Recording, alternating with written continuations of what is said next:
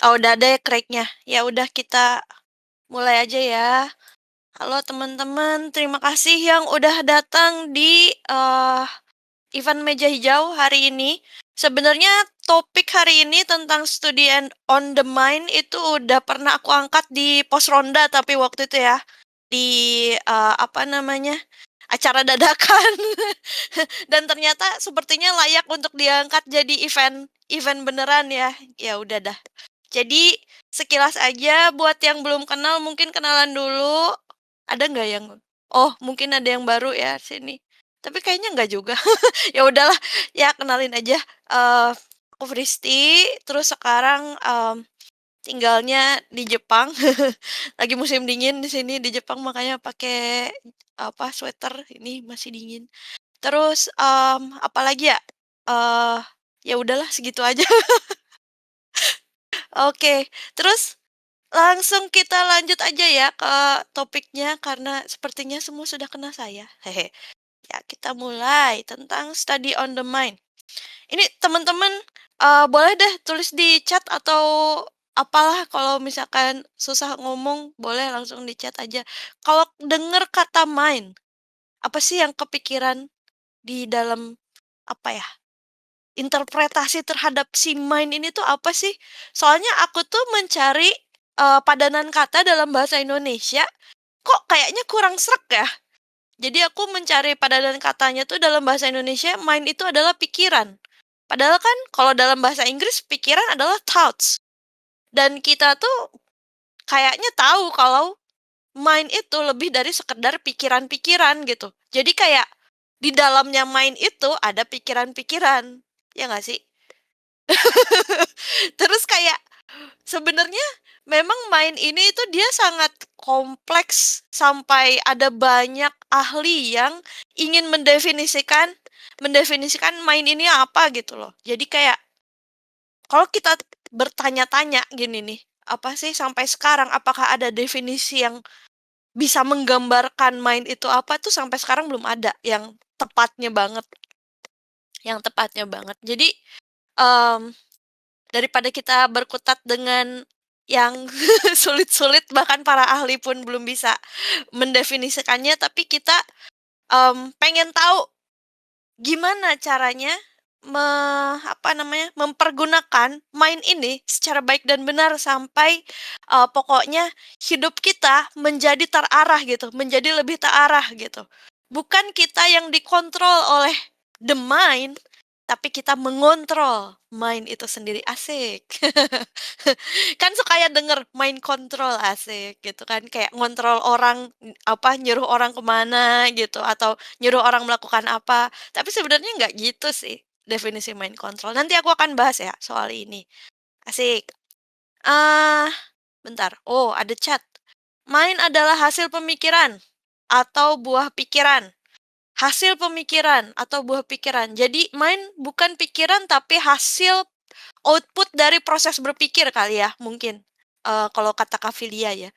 Oke, mantap. Terima kasih Kavilia. Asik 100. Yes.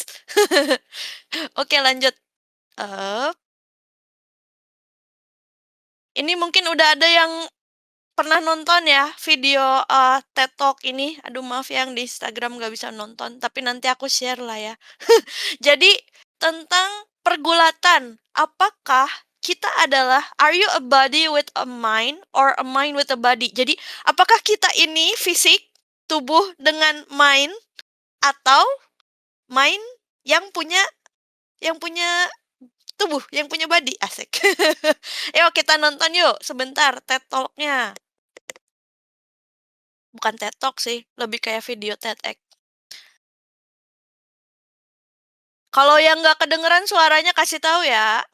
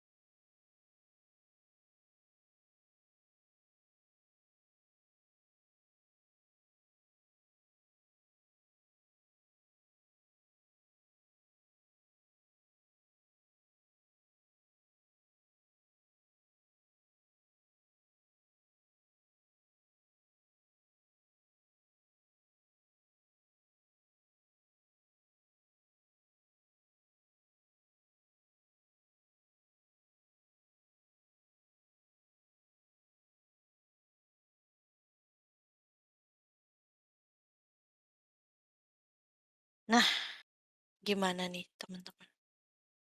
Ntar, kok nggak bisa next? Malah keputar lagi ininya. Gimana nih, teman-teman habis, apa namanya, menonton video dari TED tentang apakah kita adalah tubuh dengan mind atau mind dengan tubuh gitu. Terus tadi konsep yang bagaimana seandainya jika consciousness kita itu bisa diupload ke komputer ya tadi katanya ya. Menarik ya sebenarnya ya konsep itu ya. Kalau misalkan kita pikir kayak gitu, berarti kayak di film-film sci-fi gitu ya, kayak ada orang yang bisa masukin kesadarannya ke dalam komputer gitu ya, ke sebuah program lah intinya gitu ya. Mmm, dan jadi apa ya, jadi apa ya, dia jadi eternal gitu ya. Maksudnya jadi kayak mau entah dia tubuhnya fisiknya mati, juga ya nggak ngaruh orang udah masuk kesadarannya ke dalam komputer, ya gimana kan? Menarik banget ya konsepnya kalau kita pikir-pikir.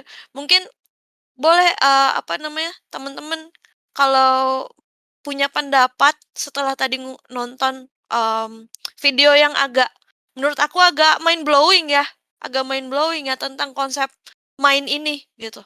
Jadi kayak ada banyak filsuf gitu, kayak tadi kan disebutin filosofer-filosofer yang berusaha untuk menerjemahkan si consciousness itu apa sih gitu, mind itu apa sih gitu. Apakah itu cuma sekedar otak aja gitu, aktivitas otak aja atau itu lebih dari itu kan. Terus kayak mereka tuh belum sampai ke kesimpulan yang pasti banget gitu, karena menurut opini pribadi aku aja ya teman-teman, jangan terlalu dimasukin. Menurut opini pribadiku, mind itu lebih dari sekedar aktivitas otak sih menurutku. Jadi kayak sesuatu yang memang sulit untuk dinalar karena dia tidak ada di fisik gitu.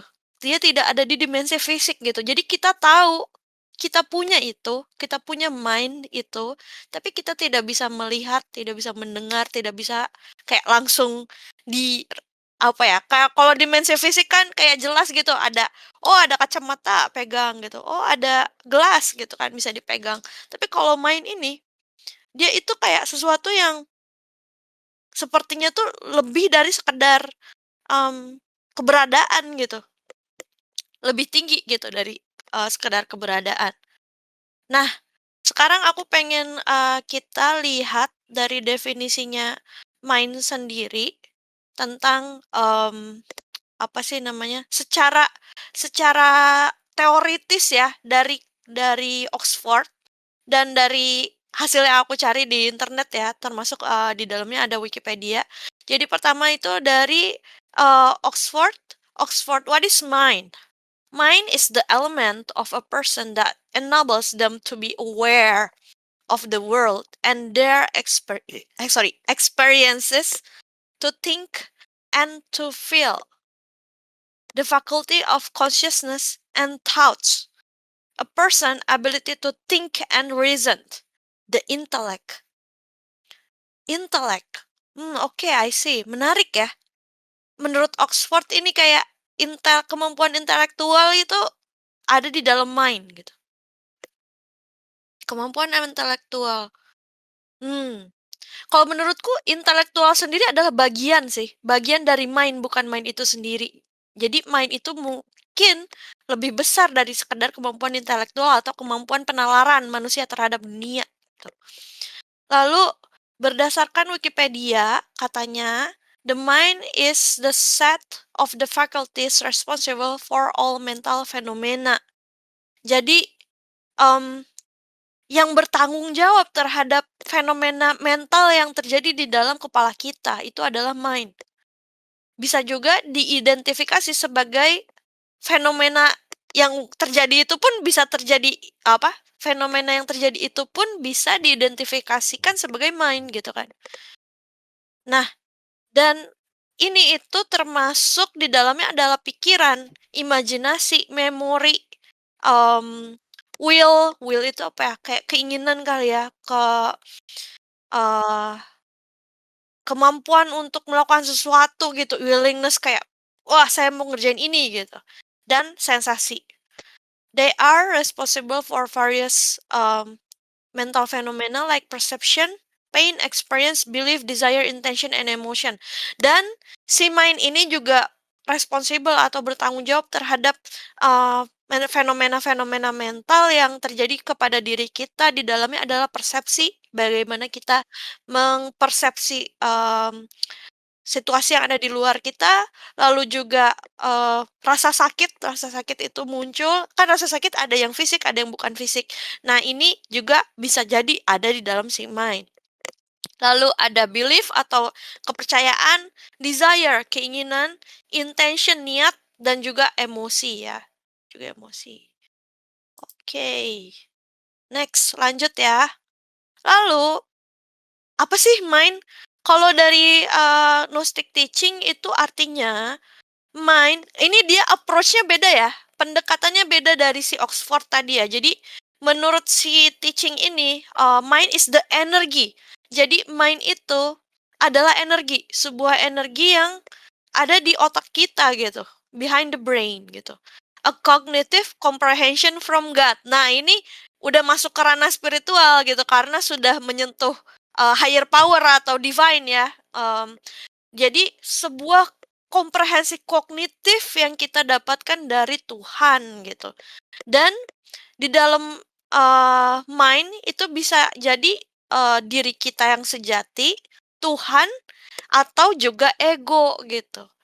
Nah, nanti kita masuk ke satu-satu ya, masuk ke satu-satu. Soalnya ini agak kompleks. Jadi kita tuh harus sadar bahwa di dalam diri kita itu tuh ada berbagai macam ya.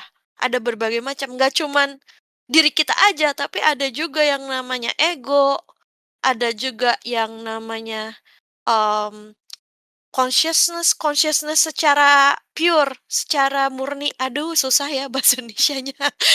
Kesadaran murni dari ilahi. Wah, ya pokoknya intinya divine consciousness gitu. Jadi kayak, bener-bener jiwa murni kita yang belum dipengaruhi oleh yang namanya pengalaman, apa, traumatik misalkan atau, ego, dendam, segala macam. Pokoknya yang bener-bener suci, tulus, datangnya dari Tuhan gitu. Itu ada namanya essence ya kalau di dalam bahasanya ini. Oke, lanjut. What is mind? Lanjut lagi. Sebuah astral experience of thought. Waduh, ini mulai mulai ke sana lagi ya ranahnya. Jadi sebuah experience astral dari pikiran kita. Lalu tempat terjadinya yang namanya hipnosis itu terjadinya di mind ya. Jadi kalau orang yang kena hipnotis itu yang kenanya adalah mindnya dia gitu. Lalu, the brain sama mind itu dibilangnya beda. Jadi brain itu cuma instrumen, cuma tools, cuma alat gitu, cuma alat dari si mind ini gitu. Dan mind can travel through time and space. Maksudnya apa? Maksudnya mind ini bukan berarti kita bisa time travel. Ya bisa sih kalau kalau cuman ngebayangin doang. Mind ini dia bisa karena kan bentuknya bukan fisik kan. Jadi kita tuh bisa kayak seolah-olah kita, mengingat kembali masa lalu misalkan. Sekarang kita udah gede nih, tapi kita masih teringat waktu zaman kita TK gitu, main sama temen atau sama apa gitu kan. Itu kan namanya kembali ke masa tersebut kan, travel gitu, travel to the time gitu kan, travel ke masa lalu gitu.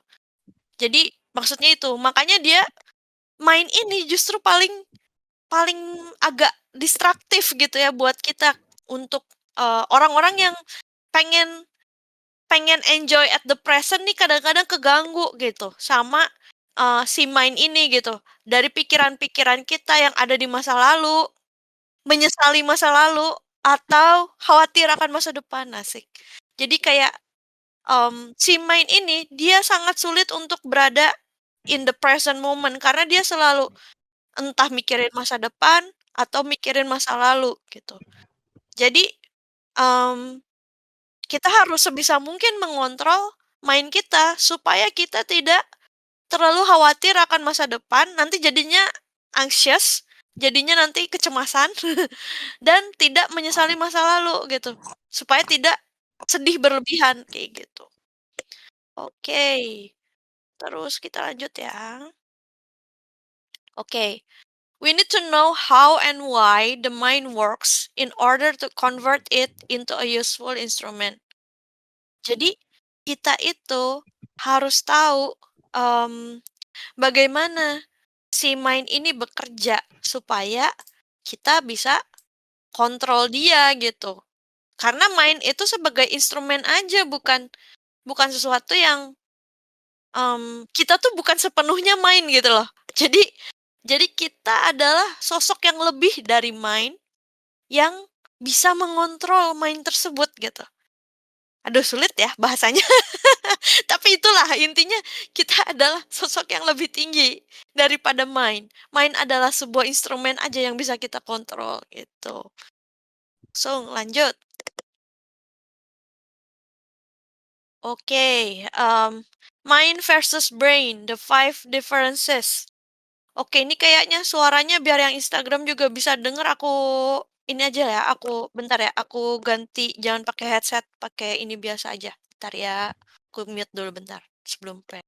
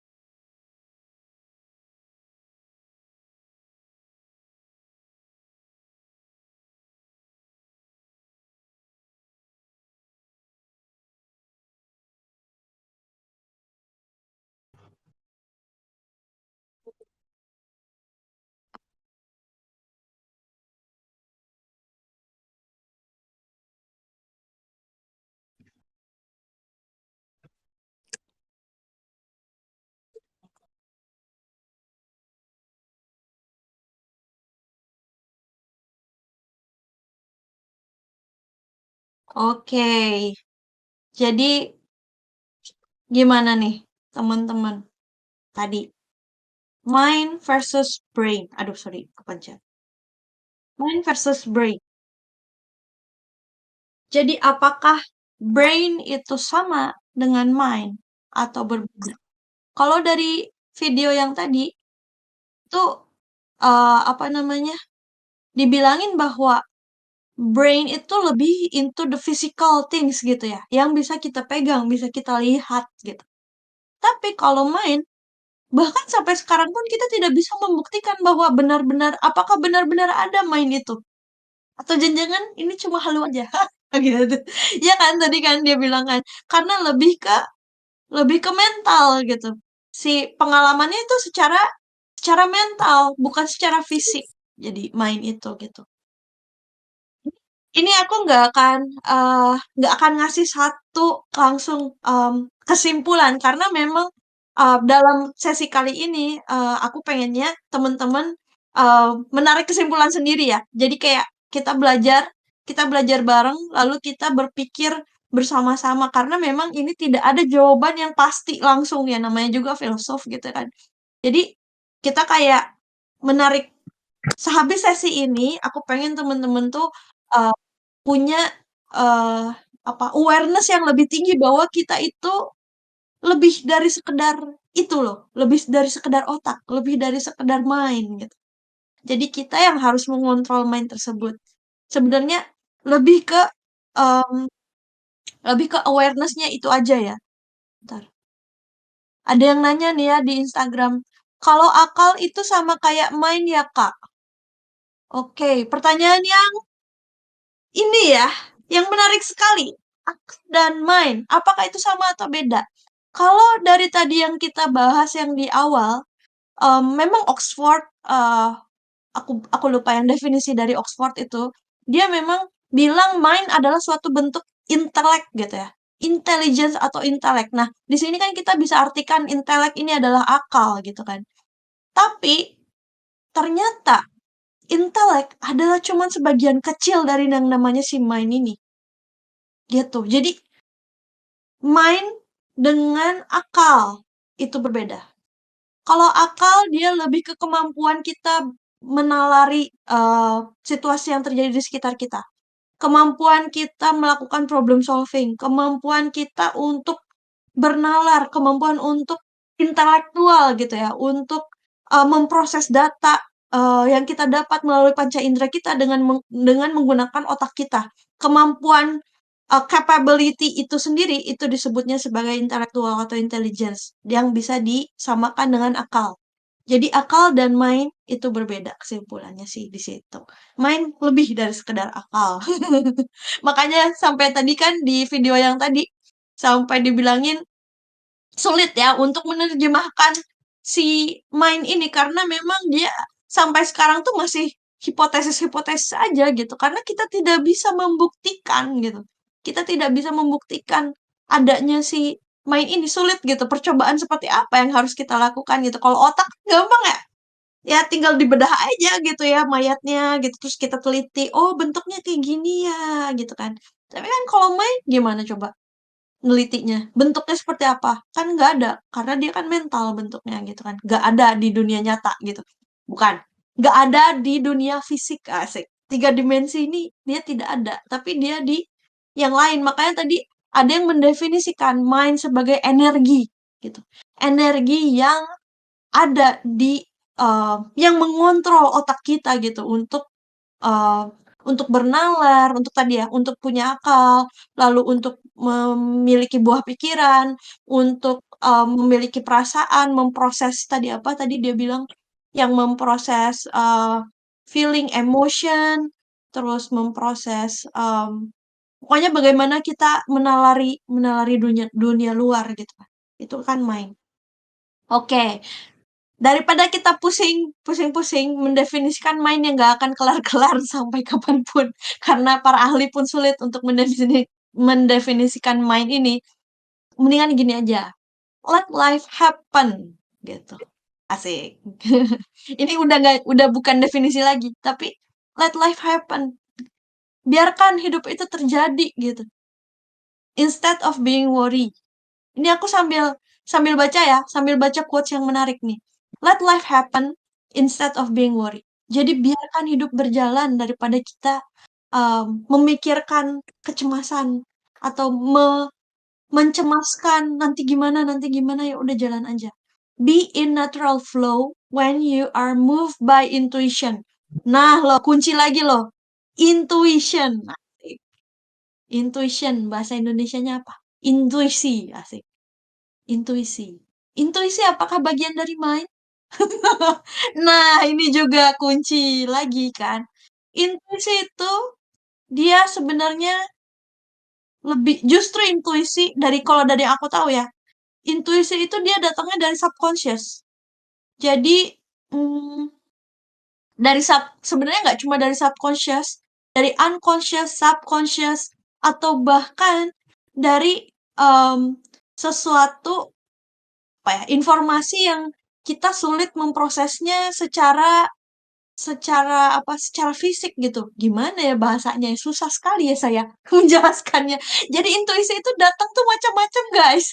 Bisa dari subconscious mind kita, misalkan kita di masa lalu misalkan ya, nggak sengaja pernah dengar suatu lagu atau pernah dengar suatu apalah gitu ya, teks apa, lalu bertahun-tahun kemudian, misalkan 10 tahun kemudian kita lagi kesusahan ya, pengen menentukan decision gitu kan, pengen menentukan, aduh mendingan pilih yang mana ya, yang A atau yang B gitu. Eh, tiba-tiba random gitu, keingetan lirik lagu yang berpuluh-puluh tahun lalu, berpuluh-puluh tahun lagi, bertahun-tahun lah, bertahun-tahun lalu kalian denger waktu kecil misalkan. Lirik lagunya apa misalkan kayak em, apa apalah gitu. Kayak dengerin kata hati misalkan atau enggak gini gini gini. Terus kalian keingetan lirik lagu itu. Langsung, oh iya ya, kan itu. Ya udah ini gitu. Nah, itu dia kategorinya adalah intuisi ini dapat dari subconscious. Dari jadi pernah ada informasi yang masuk ke dalam diri kalian tapi kalian gak ingat. Lalu kemudian muncul kembali di tahun-tahun yang setelahnya gitu. Itu namanya intuisi. Tapi bisa lebih dari itu. Ada juga orang kalau ini aku ngomongnya karena secara spiritual ya. Kalau spiritual kan percayanya sama higher power ya, sama Tuhan gitu kan. Ada juga yang seolah-olah mendapatkan langsung petunjuk ya, petunjuk atau pesan dari Tuhan gitu. Itu juga kan bisa dikaitkan dengan intuisi. Entah dengan berbagai macam em, apa namanya keadaan atau misalkan petunjuknya yang lebih terang-terangan gitu. Kita pernah nggak sih teman-teman kayak berdoa gitu minta diberi petunjuk terus tiba-tiba langsung petunjuk atau di depan mata. Kalau aku tuh kayak seringkali aku berdoanya itu kayak minta tolong diberikan petunjuk yang terang-terangan, yang akunya langsung mengerti gitu. Itu ya apa yang harus aku lakukan setelah mendengar petunjuk tersebut. Jadi setelah berdoa kayak gitu, biasanya aku tuh langsung kayak dikasih petunjuk yang bener-bener gak bisa diganggu-gugat gitu. Kayak aku pernah berdoa kayak kalau tentang pekerjaan waktu itu gitu kan. Kalau memang pekerjaannya tidak baik untuk aku, tutup aja gitu Tuhan gitu kan. Ditutup aja chance-nya untuk ke sana gitu. Tapi kalau baik, mohon dibuka lebar-lebar. Nggak taunya lah, habis berdoa gitu, besoknya langsung dibilang di reject. Ya pokoknya intinya itu juga suatu bentuk ya kemampuan kita menanggapi petunjuk-petunjuk yang diberikan oleh higher power gitu atau dari Tuhan itu juga ada intuisi gitu. Being present, guided by God, not by ego. Wow, ini juga nih. Being present, ini susah. Pernah nggak sih teman-teman satu hari aja nggak mikirin besok makan apa ya atau nggak nanti nanti malam makan apa ya? Aduh, kemarin apa namanya? Kemarin dimarahin bos, bete banget, males nggak usah kerja. Pernah nggak sih kayak sehari aja nggak mikir masa depan dan nggak mikir masa lalu, cuma living in the present gitu. Susah loh, karena memang manusia itu defaultnya itu monkey mind gitu kita tuh. Apa sih monkey mind? Monkey tuh gimana sih? Lompat-lompat kan? Naik turun, pohon kemana, loncat sini, loncat sana. Memang seperti itu gitu. Otak kita tuh memang di desain defaultnya itu monkey mind gitu. Default dari otak kita adalah untuk berpikir kemana-mana. Woi, gitu. wah menjalar kemana mana dari A dari A ke A1, A2, terus bercabang lagi, wah kemana kemana kemana kemana. Nah, aku pernah baca suatu buku, kenapa otak kita didesain seperti itu? Itu untuk survival, guys. Dulu waktu kita masih manusia purba, ada banyak sekali ancaman yang apa namanya, yang mengancam hidup kita. Entah itu dari binatang buas atau dari kayak alam gitu ya. Tiba-tiba misalkan tiba-tiba badai, terus nggak ada shelter untuk bertahan hidup kan zaman dulu kan belum ada bangunan kayak gini gitu kan, berlindungnya di gua doang. Belum kalau makan tuh harus mikir ini beracun atau enggak gitu. Kalau sekarang kan enak ya, gak usah mikir ini jamur beracun atau enggak, yang orang yang udah dijual di supermarket ya pasti enggak beracun ya kan gitu kan. Kalau orang zaman dulu, orang zaman manusia purba, dia mau makan aja harus mikir ini beracun atau enggak gitu. Terus belum lagi kalau dia mau berburu gitu kan. Jangan-jangan malah dia yang mati diiniin sama hewannya gitu. Bukannya dia yang berhasil berburu dapetin hewan, malah dia yang mati gitu. Nah, untuk menanggapi hal itu semua, segala macam apa sih ancaman jiwa mereka waktu mereka masih waktu manusia masih menjadi manusia purba, itu akhirnya mereka memiliki kemampuan yang tadi, monkey mind tadi. Jadi berbagai macam ratusan possibility, ratusan ancaman dan berbagai macam solusi untuk mengatasi ancaman tersebut. Waktu itu diperlukan banget. Iyalah, kalau nggak bisa nalar yang kayak gitu, nanti kita nggak bisa nggak bisa hidup. Nggak bisa hidup dong, ya kan? Kalau misalkan kayak terlalu living in the present gitu ya, nggak mikir gitu ya. Makan jamur beracun, mati gitu kan. Atau enggak kayak ya udah sih, nggak usah dipikirin, slow aja gitu. Hidup mah slow aja. Kalau orang zaman purba, hidup slow aja. Tiba-tiba ada ular berbisa, dipatok. Mati. Ya kan? Sulit gitu buat mereka tuh untuk hidup di in the present karena ancamannya luar biasa gitu. Tapi kan beda sama kita sekarang. Kalau diri kita sekarang, kita bentuk ancamannya sudah berbeda, tidak seperti yang mereka hadapi lagi gitu. Paling ya kita ya dimarahin bos gitu kan. Masalah sama pasangan, masalah sama teman, dijauhin circle lah atau apa. Tapi apakah itu bakal bikin kita mati gitu kan? Seperti kondisi yang manusia purba zaman dahulu kala? Kan enggak. Kalau kita pakai metode survivalnya si manusia purba zaman dahulu kala, apakah kita selamat? Selamat banget, tapi over, tapi lebay guys. Jadi kita jangan capek, mentalnya habis nanti karena kebanyakan mikir gitu. Overthinking jadinya nanti. Gimana ya kalau kayak gini, gimana ya kalau kayak gitu. Aduh nanti aku gagal, aduh nanti si orang ini nggak suka sama aku, benci sama aku. Ya terus aja kalau kayak gitu makin mainnya makin liar gitu. Makin di lompat-lompat kemana-mana gitu. Nah, untuk manusia modern yang sekarang hidupnya udah enak, menurutku kita tidak perlu lagi menggunakan monkey mind gitu. Kita nggak apa-apa untuk lebih present aja, lebih menikmati hidup aja, karena tanpa perjuangan manusia purba itu kita tidak akan dapat hidup yang seenak ini. Jadi nggak apa-apa, kita hargai usaha mereka gitu. Dengan hidup lebih bahagia dan lebih present. Kayak gitu. Lanjut ya. Um, Live this life dynamically. The true enjoyment of life is when you just be.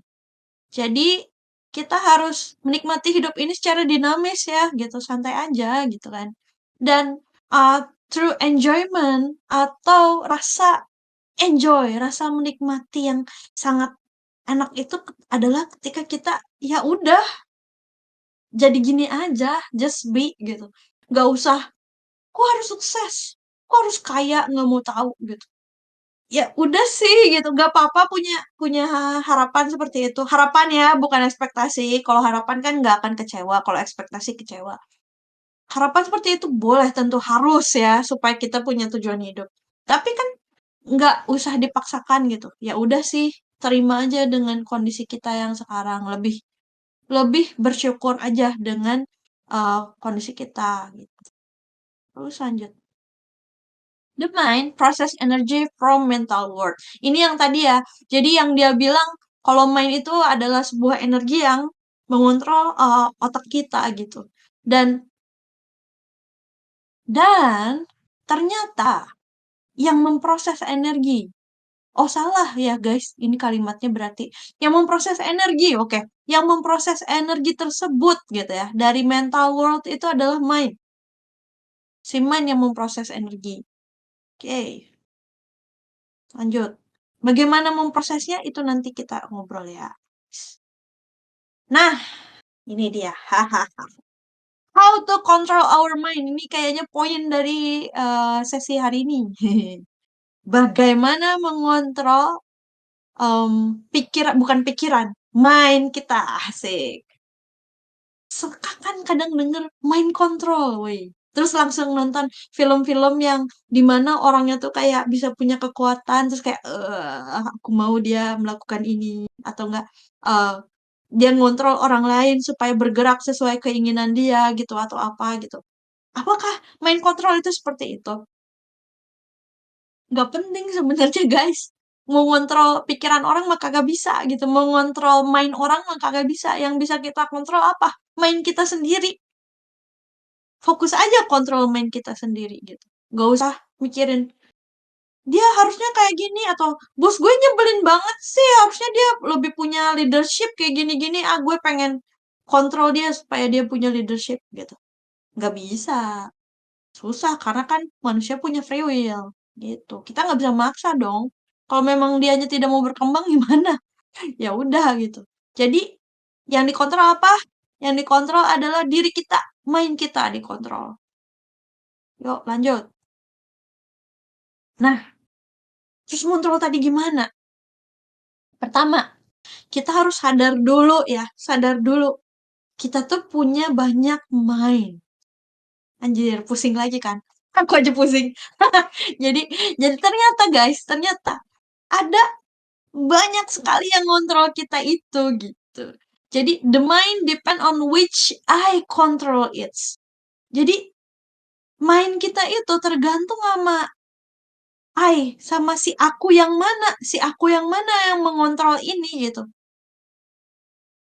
Jadi pernah nonton Inside Out gak sih teman-teman? Kayak gitu loh. Jadi kayak mereka tuh berebutan mau pengen ngontrol. Ada si aku yang eh kalau si Inside Out kan lebih ke emosi ya. Tapi kalau ini tuh kayak persona kita gitu loh. Ada si aku yang misalkan si aku yang suka males-malesan. Terus ada si aku yang misalkan si aku yang baperan, si aku yang apa gitu, si aku yang mana gitu. Dan mereka ini berebutan pengen ngontrol, pengen ngejadiin kita tuh jadi mereka gitu. Misal contohnya si yang males-malesan tiba-tiba ngontrol, terus langsung, aduh kayaknya enak nih kalau hari ini rebahan seharian gitu. Terus apakah apakah dia itu adalah kita? Kan bingung kan? Apakah si rebahan seharian ini adalah kita? Iya, tapi cuma bagian aja. Tapi kan ada diri kita yang lain yang ah yang mungkin ngomong gitu ya, kayak jangan dong, gila aja. Hari ini kan aku ada banyak kerjaan, kok rebahan seharian sih gitu. Jadi bikin kita bersalah gitu. Tapi kita rebahan, tapi bersalah. Kan bingung ya? Nah, ini lanjut. The mind is full of contradiction. Ini yang tadi.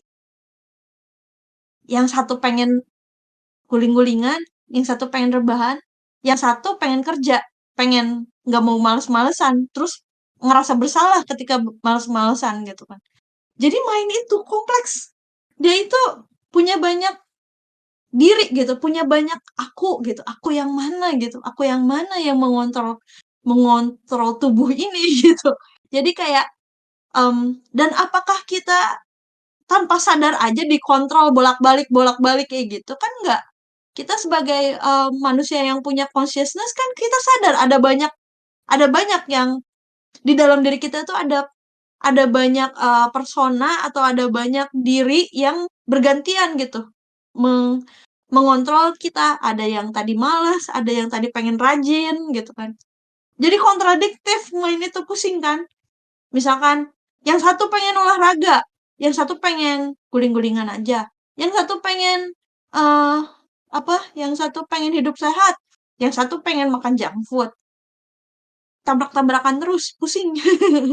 Dan setiap bagian diri tadi, yang tadi pengen rebahan, yang satu lagi pengen kerja, yang satu lagi pengen apa, itu kan sebutannya bagian diri kita ya. Bagian diri itu dia punya ide masing-masing, punya konsep sendiri, punya keinginan sendiri. Si yang males, pengennya rebahan aja, nggak mau ngapa-ngapain. Si yang rajin, pengennya kerja, karena dia ngerasa bersalah kalau dia rebahan gitu. Jadi, dia tuh punya ide sendiri, punya konsep pemikiran sendiri, punya desire sendiri. Pusing ya? Tapi ini bukan kepribadian ganda kok guys, atau bukan, memang manusia itu seperti itu. Ini normal. Yang nggak normal itu kalau yang udah sampai nggak inget apa-apa gitu, digerakin misalkan atau apa. Kayak gitu. Oke, lanjut ya. The things that try control our mind.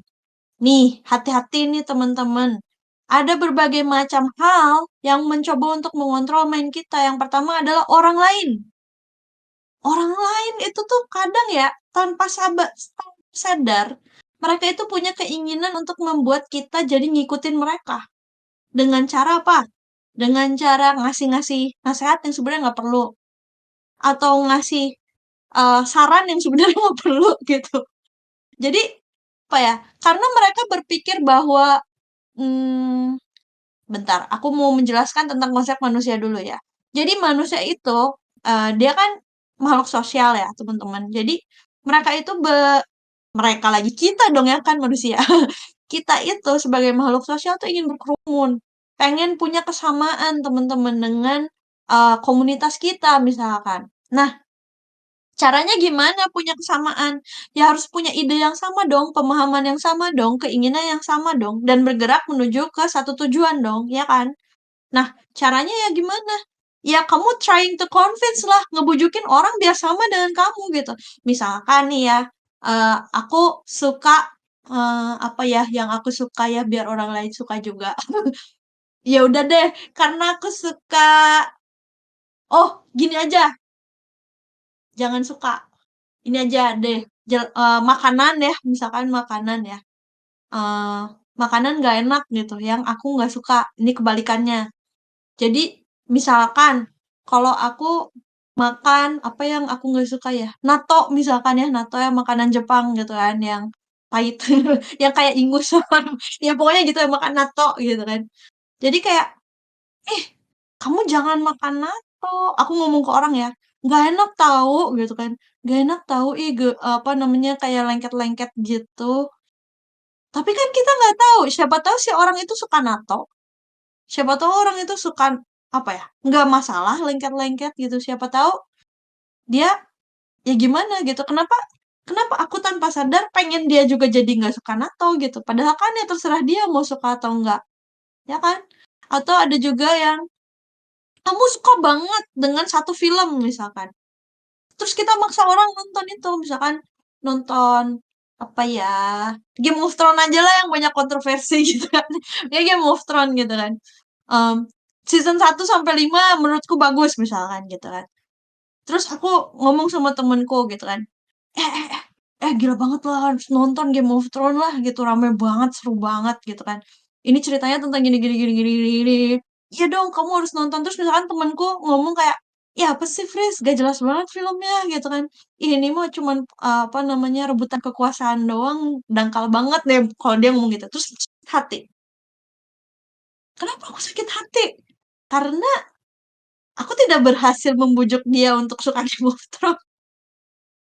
Jadi, apa ya, tanpa sadar aku ingin mengontrol mind si teman aku ini supaya sama dengan aku, supaya suka, Game of Thrones sama dengan aku gitu. Padahal kan nggak usah, gitu kan. Lalu yang kedua, yang mencoba untuk mengontrol mind kita adalah marketing. Aduh, ini mah udah tahulah.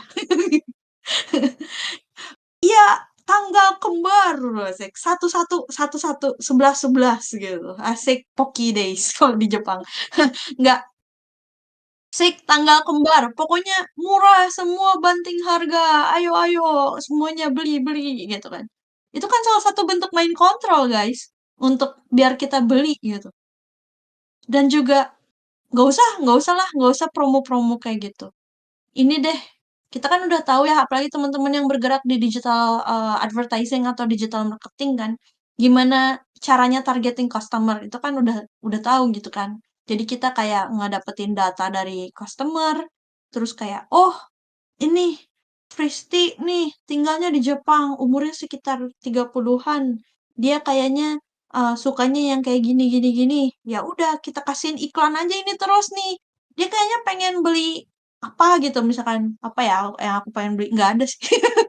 Apa misalkan aku baru buka Google gitu ya. Buka Google tentang satu buku gitu, tentang satu buku, tiba-tiba muncul deh iklan gitu, iklan Amazon misalkan tentang buku tersebut gitu kan. Itu datangnya dari mana?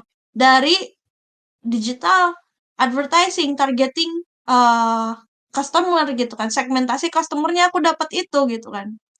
Itu adalah salah satu bentuk main kontrol juga secara massal. Jangan salah, main kontrolnya tuh nggak cuma satu orang, ribuan bahkan jutaan orang kali di dunia ini yang berusaha dikontrol oleh si em, pihak-pihak tertentu yang pengen mendapatkan keuntungan gitu. Lalu yang terakhir, nah ini juga kita dikontrol oleh mungkin ajaran orang tua kita sewaktu kita kecil, terus guru kita juga mungkin, atau dari buku gitu. Jadi mereka tuh memberitahu what to think and how to think gitu. Kayak kamu tuh harus berpikir seperti ini gitu. Misalkan, contoh orang tua ya. Kalau yang paling standar orang tua Indonesia itu misalkan gini. Oh, tentang rezeki misalkan gitu ya. Udah, rezeki mah dari Allah gitu. Udah, rezeki mah pasti datang, cenah katanya. Gak usah gak usah mikir susah-susah. Udah nikah aja gitu. Udah punya anak mah pasti pasti dibantu, pasti rezeki mah ada aja, gak usah apa namanya, gak usah khawatir segala macam gitu kan. Nah, itu apa? Mereka berusaha mengontrol kita gitu untuk berpikiran sama seperti mereka gitu. Misalkan kita gak setuju dengan konsep tersebut, tapi jika misalnya nih teman-teman, dari lama sekali kita selalu dihujani kata-kata tersebut, kata-kata seperti itu, sampai tertanam dalam di dalam diri kita gitu, dari kecil sampai besar misalkan. Itu bisa aja loh, bisa aja nanti bakal mempengaruhi kita, walaupun sebenarnya kita berpikir kok kayaknya nggak gitu gitu. Banyak teman-teman, kayak pemikiran-pemikiran lama yang ternyata dalam sekali tertanam dalam diri kita. Misalkan, anak laki-laki tidak boleh pakai warna pink. Terus padahal mah terserah mau warna pink, warna apa juga kan nggak ngaruh kan gitu kan.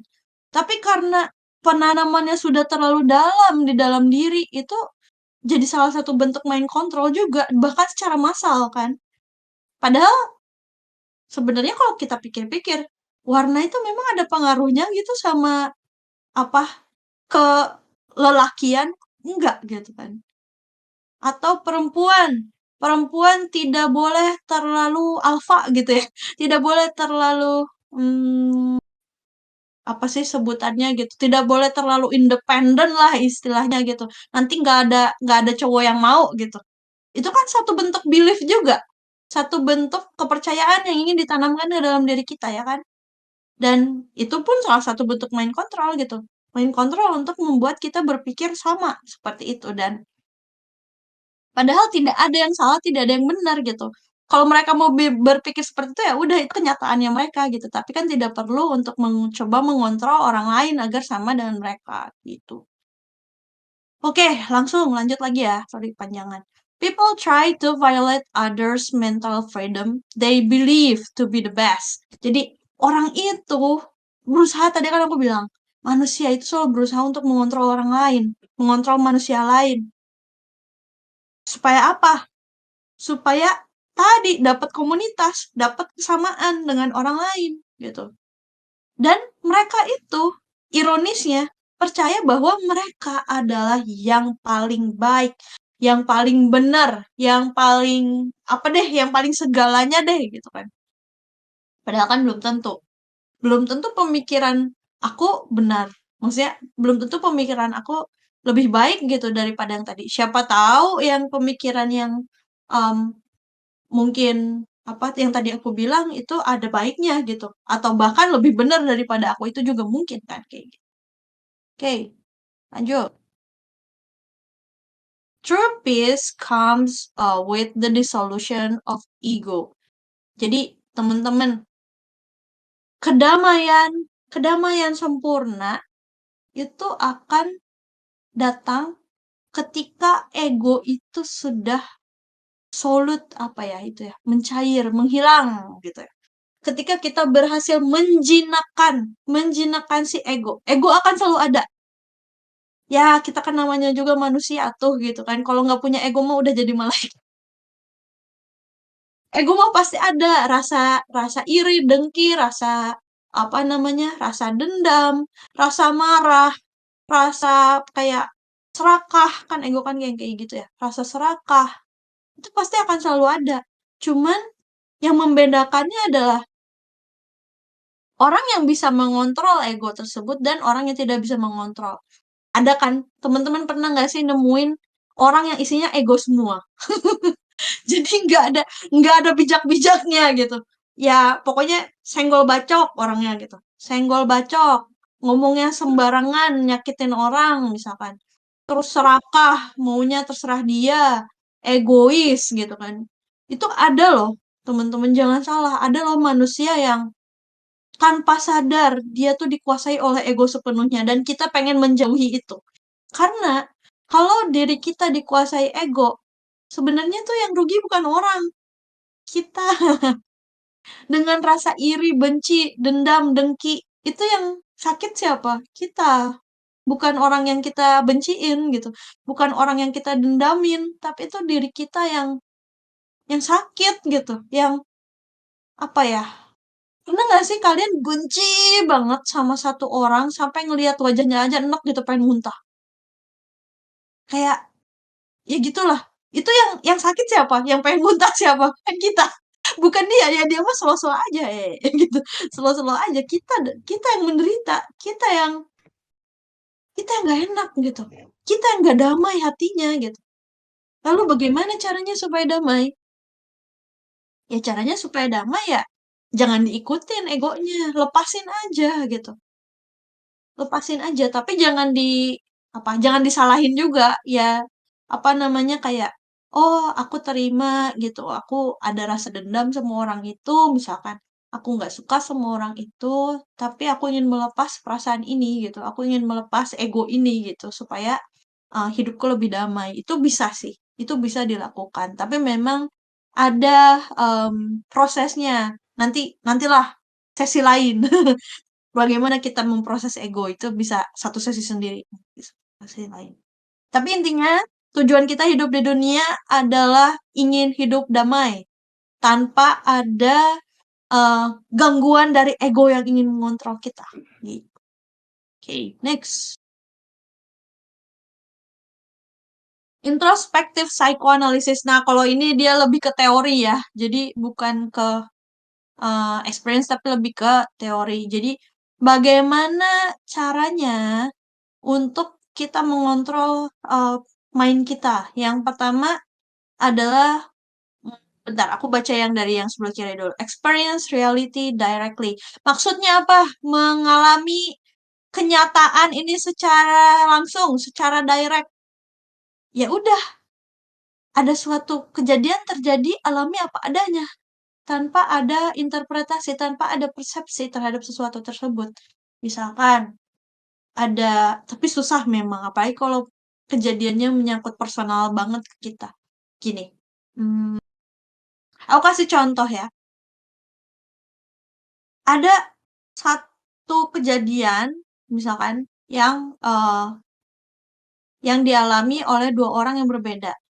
Misalkan kejadiannya adalah mmm, apa ya, ini deh, dipecat gitu ya, di-layoff dari si perusahaan, di-layoff dari perusahaan. Orang yang pertama, itu dia putus asa, dia sedih, dia, gimana, karena dia merasakan, reality tersebut dari sudut pandang interpretasi akan, ketakutan dia tidak mendapatkan pekerjaan kembali gitu.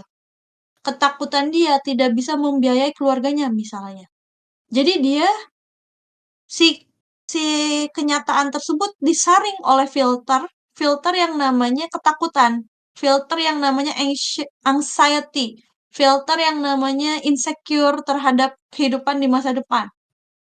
Lalu yang nyampe ke dia, perasaan tersebut. Yang nyampe perasaan takut, perasaan nggak safe, perasaan khawatir, perasaan kecewa karena dia di layoff gitu kan. Yang nyampe ke dia adalah seperti itu. Lalu orang yang kedua dia menanggapi kejadian di layoff tersebut sebagai, oh ya udah memang keadaan pasar lagi tidak memungkinkan gitu. Ya udah sih aku bisa cari pekerjaan baru. Apa tuh bedanya? Kejadiannya sama, tapi yang satu sedih banget, abis-abisan. Yang satu lagi, oh ya udah sih, cari lagi aja kerjaan baru. Emang udah gak enak juga kerja di sini, gitu misalkan ya. Ya, kayak gitu. Jadi, me mengexperience atau mendapatkan pengalaman dari kejadian yang baru terjadi itu secara langsung. Jadi nggak langsung diinterpretasikan, wah ini kenapa nih, jangan-jangan ini ya, atau enggak, wah ntar hidup gue gimana, enggak. Terima aja dulu, terima aja, oh iya, memang kejadiannya seperti itu. Lalu apa yang bisa aku lakukan? Pay attention to the reaction of the mind. Nah, ini juga ya, salah satu hal yang paling penting adalah untuk memperhatikan di bagian mana yang kalian gampang ke-trigger gitu. Itu untuk apa namanya, untuk healing juga sih, salah satu bagian dari healing. Misal, misal aku apa ya? Kalau aku trigger kalau apa ya? eh susah deh. Jangan jangan nyontohin aku lah. Orang lain deh. Oh ini aja deh. Aku gak suka banget nih kalau ini. Bentar. Ini aku ke-trigger kalau ada orang yang berusaha membujuk orang lain untuk memilih politik apa namanya pilihan politik yang sama dengan dia gitu. Coblos ini aja, ini mah jelek, pasangan yang ini mah jelek, kamu coblos yang ini aja, itu mah dijamin Indonesia akan jadi lebih baik lah ke depannya, bla bla bla gitu. Waduh, trigger. Ter-trigger saya kalau kalau kayak gitu kan. Pertama, aku merasa kebebasan aku untuk berpendapat atau kebebasan aku untuk berpikir itu jadi terganggu karena dia sudah melangkahi boundary yang aku bikin gitu. Karena menurutku kebebasan untuk berpikir itu sangat penting sekali gitu untuk manusia. Terus aku langsung kayak mikir ya, aku pay attention, oke tadi aku marah, oke aku tadi ke-trigger pas pas ada orang maksa aku untuk mencoblos suatu pasangan tertentu misalnya ya. Lalu, kenapa ya? Kenapa aku ke-trigger ya? Gitu. Aku biasanya nulis sih, hari ini aku ke-trigger kenapa? Oh karena ada orang yang sosokan memaksa aku untuk memilih politik gitu ya. Terus aku ke-trigger-nya, kenapa aku ke-trigger dengan hal itu gitu. Terus aku langsung, oh mungkin hal ini mengingatkan aku akan, masa kecil aku misalkan. Ketika aku kurang, diperbolehkan untuk beropini oleh orang tua misal ya. Jadi kan kadang-kadang dulu waktu kita kecil ya, kadang, "Apa sih anak kecil tahu apa?" Gitu, atau enggak kayak, "Udahlah diam dulu anak kecil," gitu. Kayak selalu tidak, apa, sulit untuk mengutarakan opini karena kita dianggap anak kecil ya kan, sama orang tua kita dulu.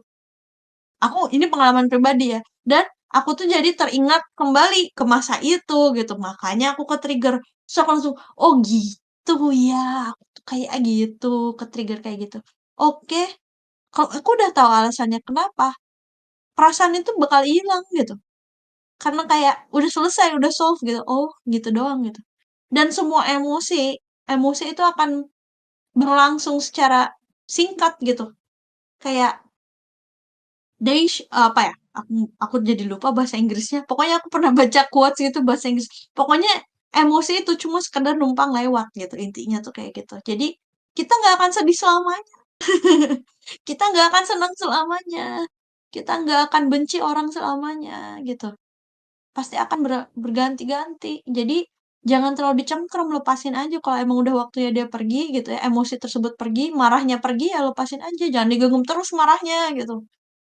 Ini tadi yang why do we react this way, ini yang tadi kita berpikir ya. Terus ini ada practical use of the psychoanalysis, ini terlalu dalam sih, ada neuroplasticity segala macam, cognitive neuroscience. Ya ini kayak metode-metodenya aku nggak akan bahas sih. Ntar aku share aja ya. Nah, ini yang tadi experiencing reality directly, ini aku udah sebagian jelasin sebenarnya ya. Jadi, mengalami sebuah fenomena secara apa adanya gitu. Lalu, the path of the consciousness is based on lived experience and not a mere subjective rationalism. Ya, kadang kita nggak perlu loh ngerasionalisasiin apa yang terjadi sama kita.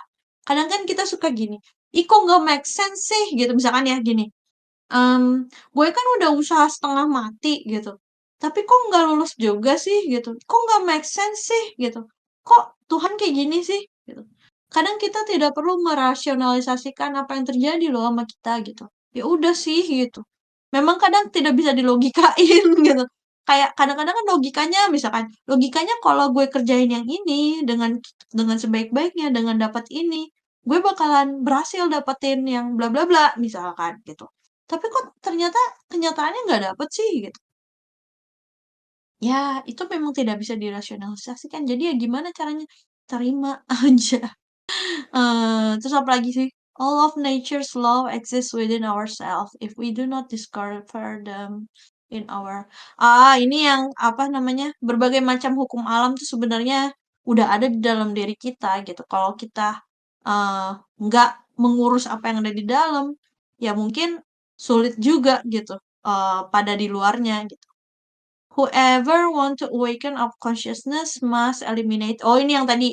Kalau kita mau lebih awaken, lebih bangun ya di dalam hidup ini, kita harus mengeliminasi ego tadi yang ego tadi ya. Ini aku kayaknya nggak perlu jelasin kayak ini. How to prevent ego to control the mind. Stop demanding. Aku pengennya ini, aku pengennya itu, nggak usah demand apa-apa lah gitu. Stop comparing. Dia aja lebih hebat dari aku. Dia aja lebih kaya gitu. Atau enggak, dia lebih pintar. Stop comparing. Kalau kita ngebanding-bandingin terus, nggak akan ada habisnya dan egonya akan semakin berjaya. Gitu. Stop the bad secretary, which is your impression, to take the control of the information. Jadi teman-teman, untuk yang udah pernah datang ke sesi transformation of impression sebelumnya, aku pernah membahas tentang si impression ini, tentang bagaimana kita memfilter informasi yang kita dapat di otak kita dengan apa ya? Kadang filter ini tuh tidak kita sadari gitu. Filter ini datang dari subconscious kita gitu. Nah, oke, lanjut ya. Dan maksudnya bad secretary itu apa? Jadi bad secretary ini bayangin ya teman-teman. Impresi kalian ini adalah seorang sekretaris yang ngurusin data-data yang masuk ke dalam otak kalian. Ini misalnya dapat data apa ya yang bisa di iniin. Ini deh yang penuh subjektivitas contohnya gitu kan. Misal, si sekretaris ini, si impresi ini, dia tidak suka dengan orang, dengan satu orang, si A, sebut saja si A, secara personal. Lalu, si A ini, em, yang bekerja bareng dengan kamu, misalkan contohnya, memberikan sebuah hasil kerja yang bagus. Yang bagus ternyata, walaupun dia nyebelin, tapi kerjanya bagus, gitu. Lalu, si impresi yang ada di dalam otak kita ini, nggak ngelihat ke hasil kerjanya si A, langsung ngelihat ke si personanya si A gitu kayak langsung idih gitu, langsung langsung malas kan, idih gitu kan. Si A gitu kan, ngerjain sosokan banget dah ngerjainnya. Mana sih coba lihat, iya bagus sih, tapi ini kayaknya kurang sih nih. Sebenarnya kerjaan dia bagus, tapi kita tuh jadi mencari-cari kesalahan gitu dari kerjaan dia karena sekedar kita nggak suka sama dia gitu loh. Nah, siapa yang bikin kita kayak gini? Si bad secretary ini gitu, karena dia udah punya impresi gitu. Dia nggak seneng sama si A. Dia tuh langsung istilahnya laporan sama kita. Kita anggap aja posisinya sebagai bos gitu ya, yang mengontrol tubuh ini gitu, yang mengontrol tubuh ini. Si impresi ini sebagai sekretaris. Terus sekretarisnya ngomong, gue nggak suka banget sama si A gitu. Si A tuh nyebelin banget gini gini gini gini. Nih kerjaan dia bagus sih, tapi ya udahlah, lu coba-coba cari aja kesalahannya karena gue nggak suka sama si A gitu. Itu namanya impresi yang kurang baik. Makanya apapun kita harus selalu berusaha objektif ya, jangan subjektif sama orang. Sekesal-kesal apapun kita sama orang itu, tapi ya kita tidak boleh dong menilai mm, kerjaan dia secara personal misalkan gitu. Harus secara objektif gitu, secara profesional ya. Kalau memang butuh profesional ya. Terus knows that the mind becomes rigid over the time. Ya, jadi semakin kita tua, semakin kita akan sulit untuk berubah pikiran. Ya, generasi boomer misalkan generasi sebelum kita, mereka sudah sulit sekali untuk menerima ilmu-ilmu baru yang mungkin agak mind blowing gitu sama mereka atau agak mengguncang eh, pemahaman-pemahaman mereka yang sudah mereka pegang selama berpuluh-puluh tahun gitu kan. Makanya mereka lebih reluctant to change dibandingkan anak-anak muda gitu. Kenapa? Karena kan semakin kita tua, semakin kita nyaman dengan pemahaman kita, semakin kita nyaman dengan belief kita akan pegang terus itu gitu. Maka akan semakin rigid. Dan anak kecil lebih open gitu karena ya buat mereka semuanya baru kan. Mereka menerima apa aja, mau belajar apa aja. Jadi ya kuncinya adalah kita jangan kaku-kaku amat lah gitu. Banyak belajar juga. Terus lanjut. How to prevent ego to control the mind, ini lanjutannya ya. Ini yang tadi studi the why gitu, kayak tanya kenapa kamu ini, kenapa kamu itu. Choose our impression, pilih impresi mana yang harus kita terima gitu. Si impresi ini hati-hati ya, dia kan bad secretary tadi. Be receptive, but don't let it take control of you. Kita terima, kita open, semuanya kita open, tapi kita tidak membiarkan um, hal tersebut untuk mengontrol kita. Learn how to listen, belajar bagaimana mendengarkan yang baik, mendengarkan orang-orang yang lebih baik kayak gitu. Dissolves the I's and effigies. Hilangkan si aku yang paling ini, aku yang paling itu gitu. Itu effigies ya. Effigies itu kayak saya yang paling pintar, saya paling tahu semua gitu. Saya tidak perlu belajar lagi. Jadi kayak sombong, gitu, sombongannya. Oke, lanjut ya. The mind is an instrument that we need to handle consciously. Jadi mind itu adalah instrumen yang kita harus kontrol, harus handle secara sadar, secara conscious. Tapi itu nggak akan efisien kecuali kalau kita tahu bagaimana dan kenapa itu bergerak, kenapa itu bekerja gitu. Oke, udah deh. Thank you. Aku stop sharing dulu ya. Bentar, sambil izin minum. Hehe. Oke.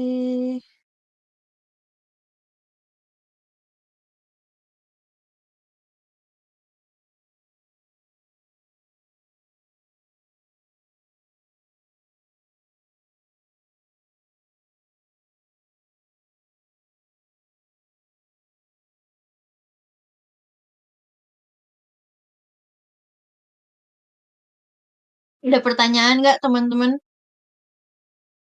Boleh chat atau boleh open mic apa aja boleh lah. Atau nggak ngerti atau susah.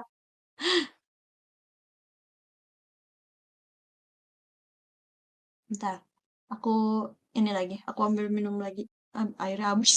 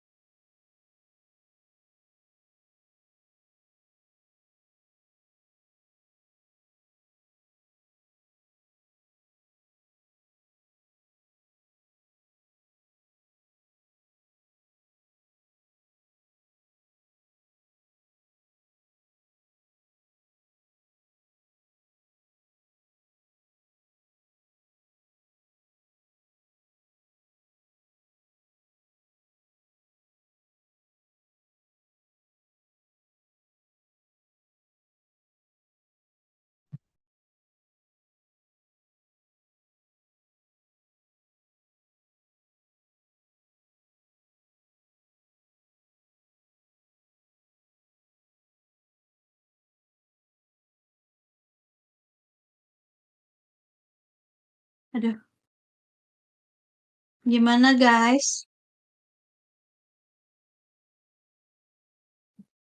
Aku ganti lagi deh ininya. Jadi,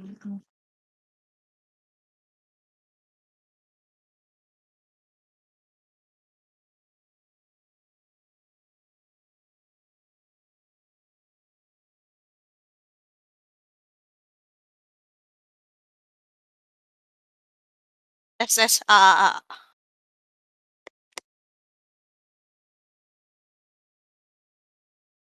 Boleh chat atau boleh open mic, apa aja boleh.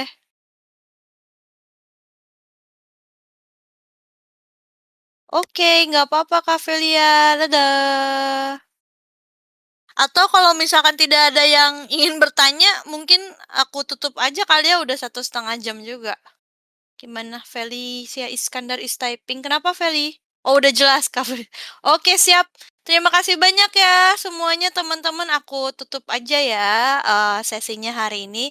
Terima kasih yang sudah datang. Terus nanti aku akan share PowerPoint-nya dan juga link ke live-nya ya kalau yang mau dengerin. Oke, terima kasih banyak semuanya. Dadah, bye-bye.